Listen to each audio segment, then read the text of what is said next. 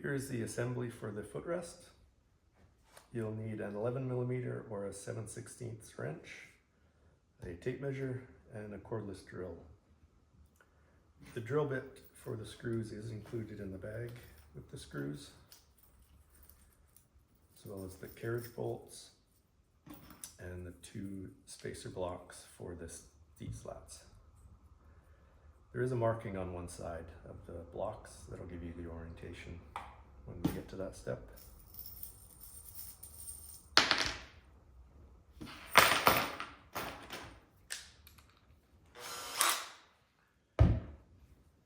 If you bought the chair and footrest set together, all the seat slats will be in the same box. For the 2, here's a chair slat to show you the difference. The chair is about 1.5 inches longer than the footrest. And there's 9 slats on the footrest and only 8 on the chair. And there's 2 cross braces that look very similar. They'll be the same length, but the footrest has rounded sides to it, whereas the chair has just square edges.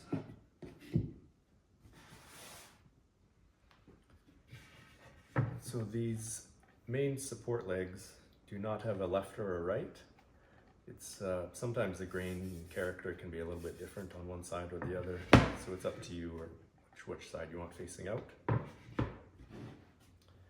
These small legs do have a left or a right and a proper way to install.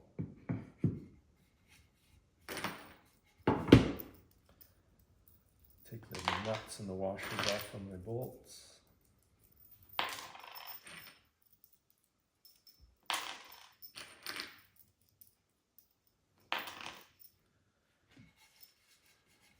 So this one side is taller of these legs, and that you want the taller side is going to face this end here, not that one. So I'm going to start the bolts in, attach. So whatever side you attach this to will be facing out for this main leg.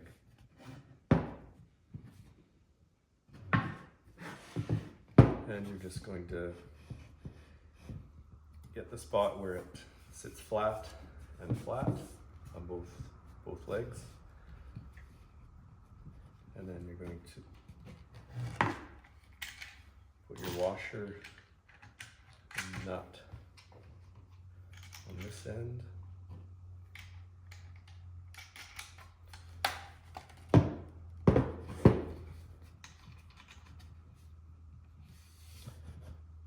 Get the spot, just look underneath where you can make sure they're both flat on the table. And then use a wrench.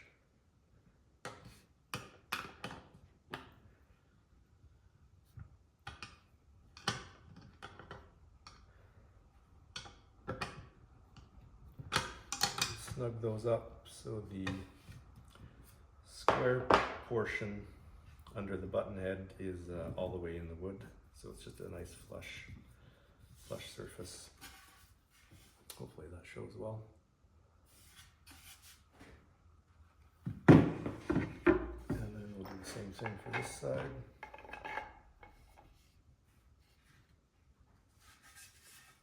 Make sure your taller side is facing this end of the main leg.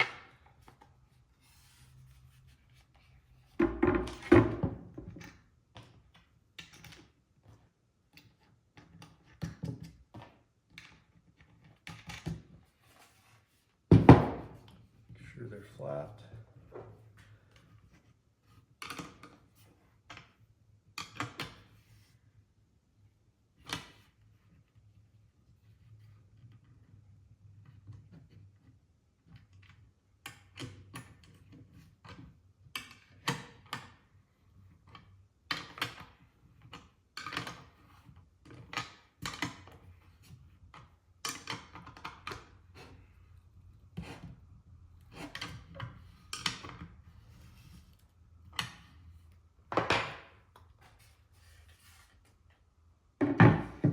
Now we're going to take 4 slats 2 stacks of 4 slats.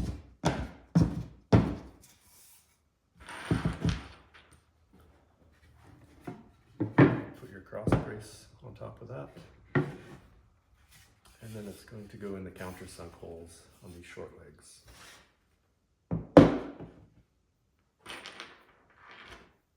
Just do one side at a time. Easiest way to do this is to insert these screws so they just stick out the back side here.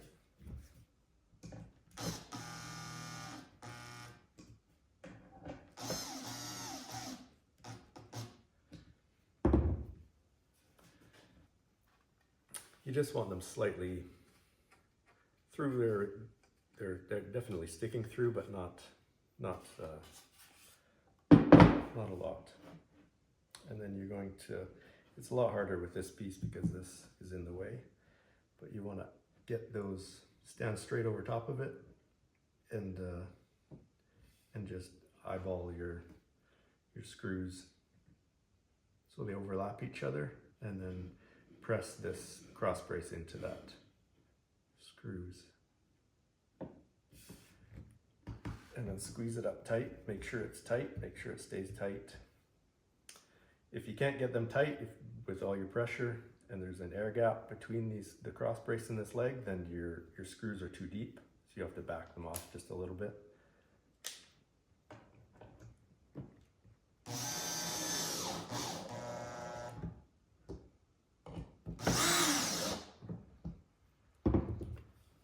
And you want to make sure not to over tighten these.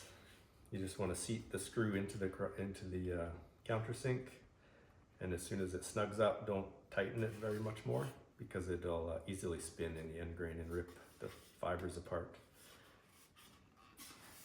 And then it won't hold on anymore.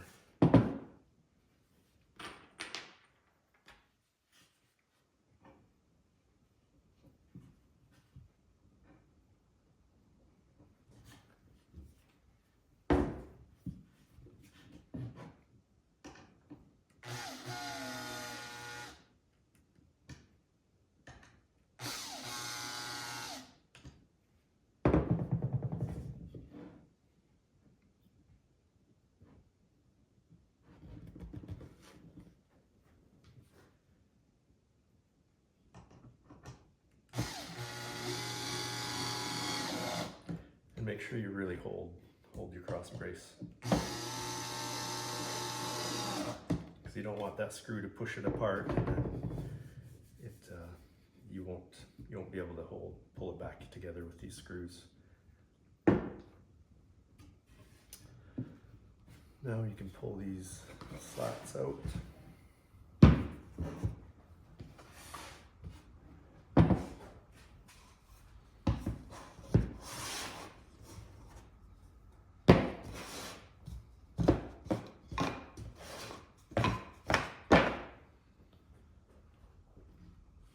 Now you want to measure the distance over top, the outside of these main legs, up at this end and down at this end.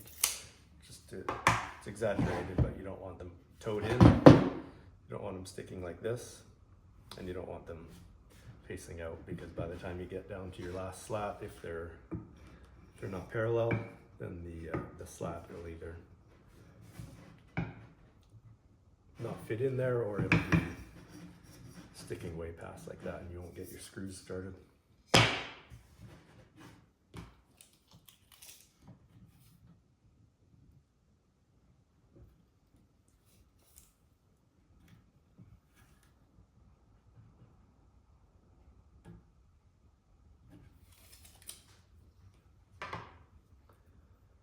I've already put this together once and realized the camera did not record audio properly, so I had to take it apart, and I'm just putting it back together again.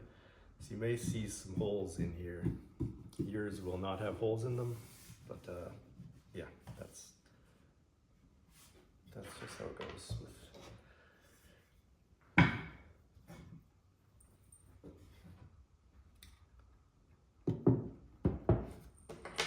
If you do move it around like that, just trying to get the best shot for the camera, just remeasure. It's It takes 2 seconds just to confirm that it didn't, these legs stayed parallel.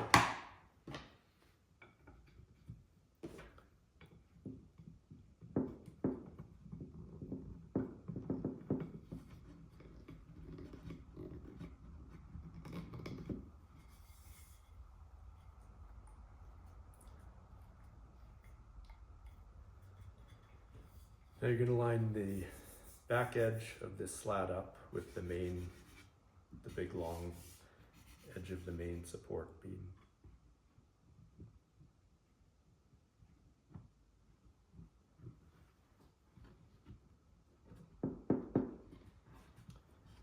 It's a little bit tricky with this one, but you need to confirm that it's side to side. The slat isn't sitting overlapping one edge more than the other.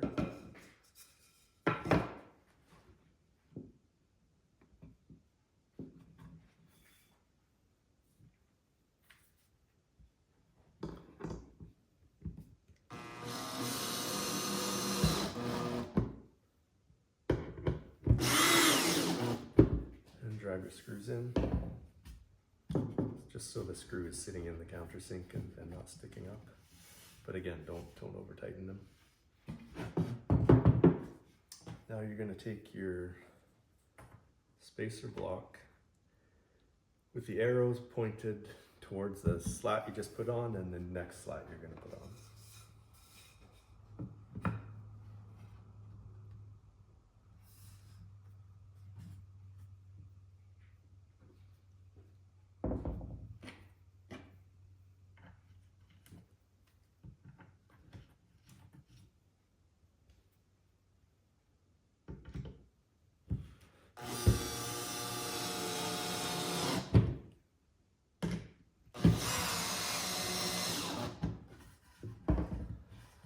Can get wedged in there as the slat tightens down. So what you can do is, there's 2 different methods of this, avoiding that.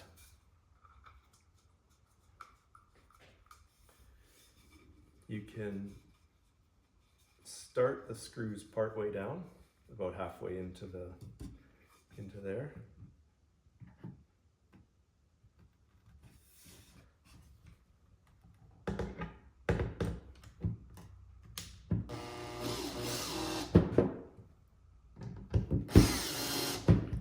About halfway, and then it's pretty solidly on there, and then remove these before you screw the last half of it in.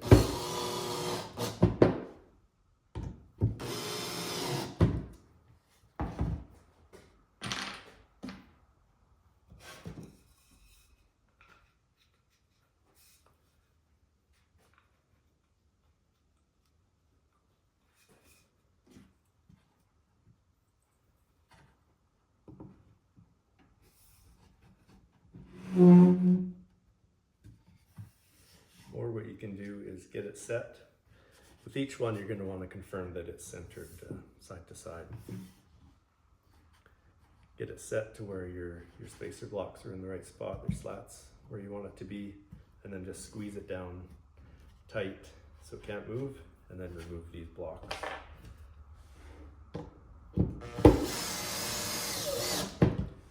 And then screw it in.